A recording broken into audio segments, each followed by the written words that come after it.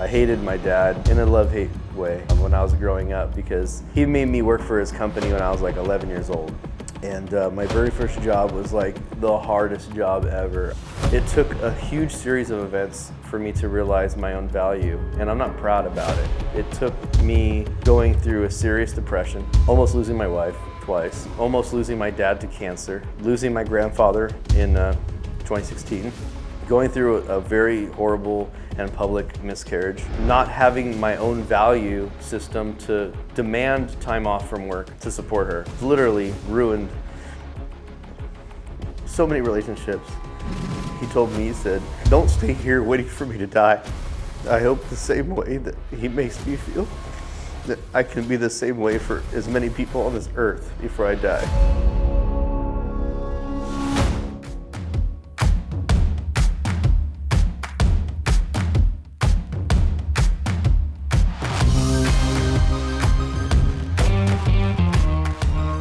Hi Jeff, thank you so much for meeting me. Pleasure. So I would like to take you back to your early years. Tell me about the young Jeff and how he was like growing up. The young Jeff. Well, I have a sister who's 1 year younger than me and traveled a lot as a kid. I was born in Pittsburgh, Pennsylvania, but went to California when I was very young. My parents were, I wouldn't say broke. All right, they were broke. They're pretty poor. My dad, the first job I remember him having was working at a 5-minute car wash, and my mom was going to nursing school. And I really, just had a humble beginning. I never really had friends growing up because we moved a lot, so I never really had like a best friend. I lived in California, then I lived in North Carolina, and then back to California, and yeah, it was the one thing that was commonality was gaming. I always played video games. It's still something that it just soothes me. I love gaming, even if it's playing poker app or League of Legends or whatever it is. It's always been something like a relief to me. I have a small family. It's literally just my sister and my mom and dad. My grandfather was a big inspiration to me. Actually, I go by Jeff J. Hunter, and the J is actually short for my grandfather's name, Jesse. So that's my middle name, Jeff. When he passed away in 2016, I literally just took his name on so that I always say Jeff J. Hunter when I'm introducing myself, kind of as a remembrance to him. Talk to me about when you were 7 or 8. What did you want to be when you grew up? When I was 7 or 8 years old, I just wanted to be, you know what, let me think about this. About 7 or 8 years old, what did I do 7 or 8 years old? Shit. When I was 7 or 8 years old, I really was obsessed with video games. I had a Nintendo Entertainment System. Matter of fact, we even had something before that called the Sears Entertainment System, and that's actually like an Atari. And I used to just, get lost in that. My parents were always working. My dad was out. He started a company as an entrepreneur, and he was just out working the typical entrepreneurial life, which is all day. And my mom was in school and then just became a nurse. And it was a lot of alone time. Me and my sister, even though we're 1 year apart, we didn't really have very similar interests at all. Once in a while, she'd steal my G.I. Joes to play with her Barbies, because they were cooler than Ken dolls. But basically, yeah, I just grew up kind of like in solitude a little bit. And even to this day, I definitely would consider myself more of an introvert, a trained extrovert. But I've always had a passion for technology. I've always had a technology passion. I've always loved building things online. As soon as the internet came out, I was probably junior high, high school, when I started seeing the advances in technology and what that could offer, and like bulletin boards and online gaming for my first time. growing up as a poor as a poor kid, I got introduced to my first computer games by going to the store, and thank God they're all out of business right now. But I used to go to this CD store. It was like a Warehouse Music or something like that, and they had this magazine rack, and one of the magazines was PC Gamer, and inside that PC Gamer magazine used to be a demo disc that had all of these video games on there. And I couldn't afford the magazine, and my parents wouldn't let me because they didn't want me to play games. So I would be the guy who would like look around the aisles, checking to see if there's any witnesses, and I'd rip that demo disc out of the friggin' magazine and put it back. So that was me. But yeah, I was just super obsessed with video games, and I'm it's funny because growing up, I was kind of discouraged, right, to play video games and be in computers and things like that. The things that I was really passionate about. And so it's kind of funny that, looking back, now as a 40-something-year-old guy, that aspiration, that inspiration, that obsession is actually what made me successful today. So what did your parents wanted you to be when you grew up? I don't think my parents had a plan for me growing up. I can tell you one thing, my dad did not want me to go to the military. Everyone in my family, a lot of people, my dad, my grandpa, all in the military. I was kind of threatened that if I was going to go into the military that, they would break my leg or something to make sure I couldn't join. They wanted to break that. My grandfather really pushed me to go to college. I don't want to say I wasn't college material, but I was very unfocused. I'm a very obsessive personality. So, for me, it wasn't about school. It was about how could I get done with school as fast as possible, doing the minimal effort, but still being able to impress my parents with my grades. So, luckily, I have a weird sense of auditory and visual memory. I don't want to call it photographic memory, but I have a very unique skill where I can remember almost anything that anyone says or that I'm shown. And because of that, I was able to go through high school with a 3.86 GPA and probably did maybe 10% of homework assignments. Just because I was good at tests. I'm a very good test taker. But nowadays I've learned the value of actually understanding and learning and not just memorizing. But yeah, that was it. So for me, I was just, thankfully my grandfather, Jesse, he very much encouraged me to pursue my passions in automation and technology. My grandpa was in agricultural science, ag tech. So he was kind of like an inventor, scientist. He's worked for IBM. He worked for Hunt's Tomato, and he made a bunch of inventions that people still use today. Like if you ever had a Sloppy Joe sandwich, my grandfather was one of the people that invented Manwich, which is like the Sloppy Joe. I know Filipinos might not know that, but in America, it's like a staple meal that everybody knows, kind of like meatloaf. But it's very interesting to have, people in my life that, my grandfather was the main proponent of me going into technology. He bought me my very first computer, and he was the one who would let me play video games, when no one else let me. So I owe a lot to my grandfather for where I am today. R.I.P. to Jeff J. That's it.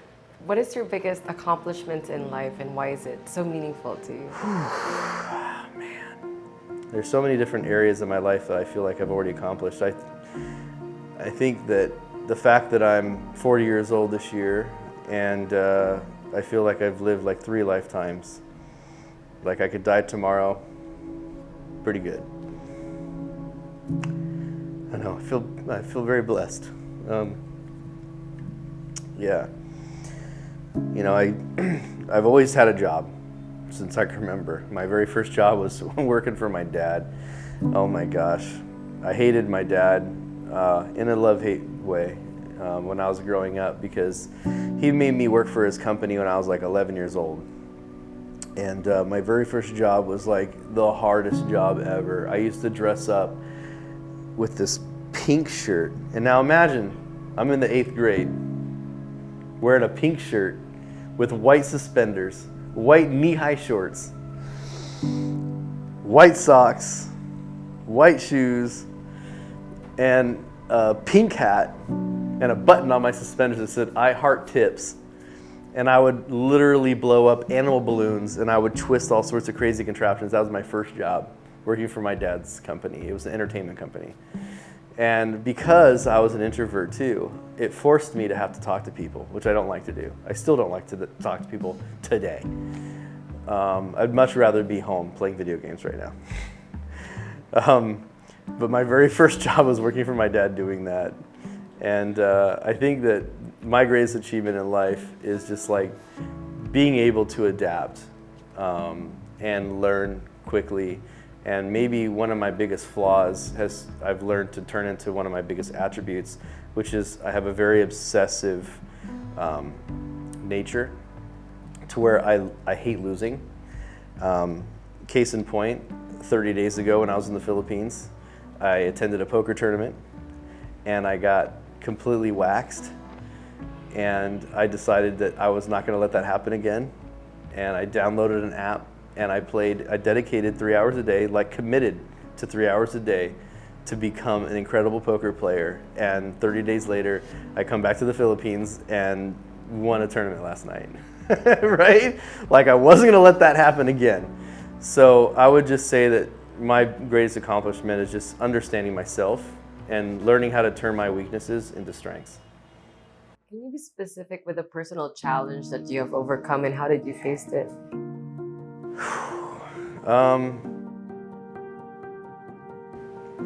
I think that the biggest personal challenge I've ever had in life was just valuing myself.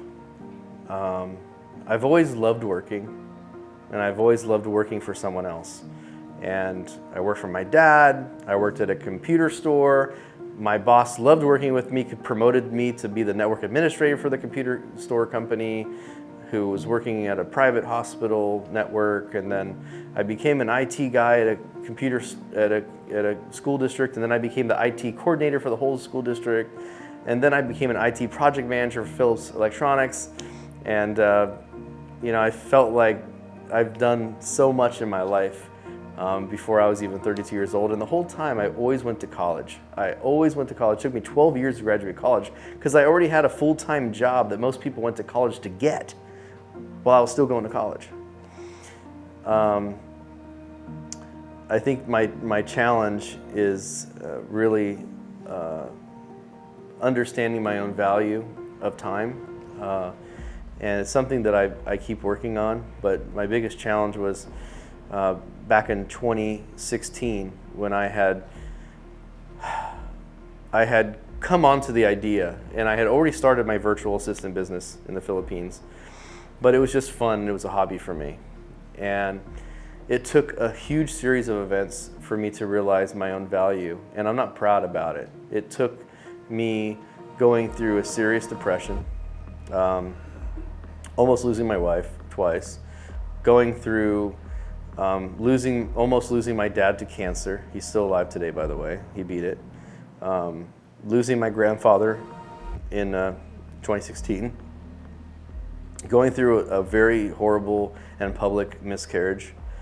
Not having my own value system to demand time off from work to support her, It's literally ruined so many relationships because I didn't know how to value my time and other people that I value. And looking back, like if there's one thing that I would want to change, it would just be, and I'm already actively doing that now, it's just how I invest in relationships with people, which is way more important now than it has been. So, I'm realizing that, but overcoming that is, really focusing on how I can provide more value to people and how I can invest in relationships long term. And I don't even like short-term focused people anymore in my life. Like, I actually do a lot of testing. Usually it's with money to see how people, if I work with someone on a short period of time for a little bit of money and find out how they are with money, or I loan people money. It's interesting. You can learn a lot of people about how they handle money. So now I've learned that. At this point of your life, if you were to have a vision board and I were to have a peek at it, what are the things I'm going to be seeing at it? And basically, you know, what are the things that you hope to achieve in the future?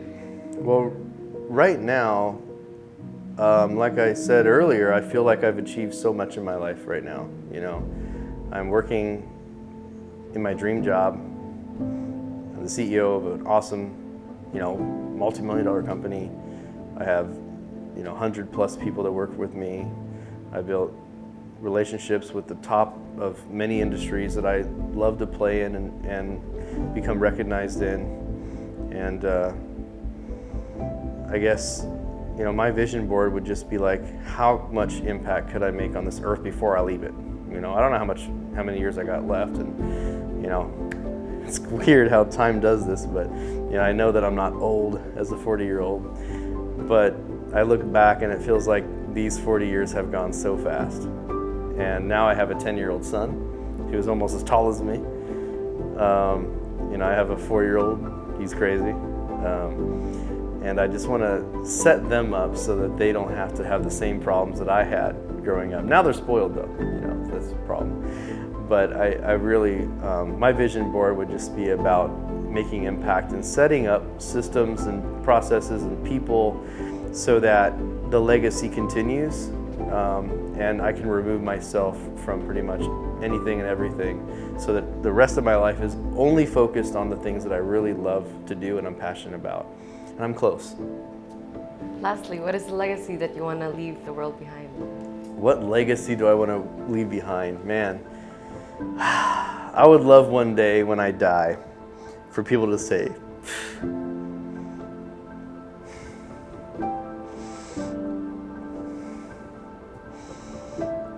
I would love for people just to say, you know, like, man, he hooked me up.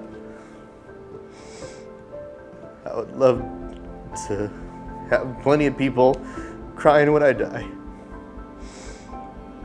I think about my grandpa. That's why I got emotional. I think about my grandpa when he passed away, and actually he grabbed my shirt right before I left to the Philippines. I was in the Philippines when my grandfather died, and I was gonna stay with him, and he told me, he said, don't stay here waiting for me to die. He said, you have something so great and so special. He believed in me, and I hope the same way that he makes me feel, that I can be the same way for as many people on this earth before I die. And that would be my absolute legacy. Is I would love for people to say a story like that about me.